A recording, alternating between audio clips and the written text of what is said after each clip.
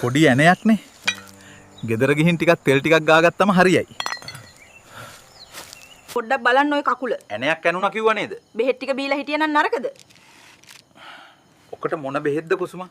ඔය බෙහෙත් ටික බීලා හිටියොත් නරකද? සීනි වැඩි වුණොත් ඔය තුවාල නරක් වෙයි. මට සීනි නෑ. වෙනවා. මට හරි අමාරුයි. මුළු ඇඟම පණ නැති වෙලා වගේ. දෙයියනේ පියදාස කකුලේ ගඳ බලන්නකෝ. අපිට ගොඩක් කනගාටුයි. එක දියවැඩියාව පාලනය වෙලා තිබුණේම නැහැ. ඒ මදිවට තුවාලේ උඩු දුවලා විෂ බීජ එට මිදුළු දක්වාම ගිහින් පියදාසගේ ජීවිතය බේර ගන්න නම් එක කකුල දණහිස ගාවින් ඉවත් කරන්න වෙනවා. ඔනේ මොකද්ද මේ කරගත්තේ පියදාසට? මං කිව්වනේ බේත් බොන්න කියලා. පොඩි ඇණයක් නේද කියලා බැලුවේ. බෙහෙත් පෙත්තක් බීවනම් මට අද මෙහෙම වෙන්නේ නෑ. කුඩා තුවාලයක් නේද කියා නොසලකා හරින්න එපා. විශේෂයෙන් ඔබ දියවැඩියා රෝගියෙක් නම් නිසි වෛද්‍ය උපදෙස් සහ ඖෂධ ලබා ගැනීම ඔබේ ජීවිතය සහ අවයව සදා කිරීම එකම මඟයි.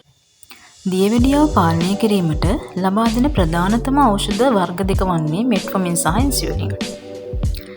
මේවා ක්‍රියා කරන්නේ ප්‍රධාන ක්‍රම දෙකකටය. මෙට්ෆෝමින් මගින් අක්මාව මගින් අලුතෙන් සීනි නිපදවීම අඩු කරයි. ශරීරයේ සෛලවලට ඉන්සියුලින් වඩාත් කාර්යක්ෂමව භාවිතා කිරීමට උදව් කරයි. ඉන්සියුලින් මගින් කරන්නේ අපගේ සිරුරේ ස්වභාවිකව නිපදවන හෝමෝනයට සමාන ක්‍රියාවක්. එය රුධිරයේ ඇති සීනි සෛල තුළට ඇතුල් කර ශක්තිය නිපදවීමට දොරටු විවර කරලා දෙනවා. බොහෝ දෙනෙක් පියදාසෙන් ඖෂධ මගහරින්නේ එහි බරපතලකම නොදන්නා නිසා. ඖෂධ නිසි පරිදි ගැනීමෙන් කෙටි කාලින වාසිය තියෙනවා.